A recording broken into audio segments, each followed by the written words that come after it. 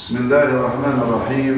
الحمد لله رب العالمين، والصلاة والسلام على أشرف الأنبياء والمرسلين سيدنا محمد صلى الله عليه وعلى آله وصحبه وسلم تسليما كثيرا إلى يوم الدين. ها نحن في هذا الشهر الكريم نستقبل سلات غذائية مقدمة من رئيس حكومة الوحدة الوطنية من ضمن المبادرة التي قام بها، فجزاه الله كل خير. وهذه السلات بإذن الله تعالى سيتم توزيعها على الأسر المستحقة والمسجلة في مكتب صندوق الزكاة العلوت بإذن الله تعالى.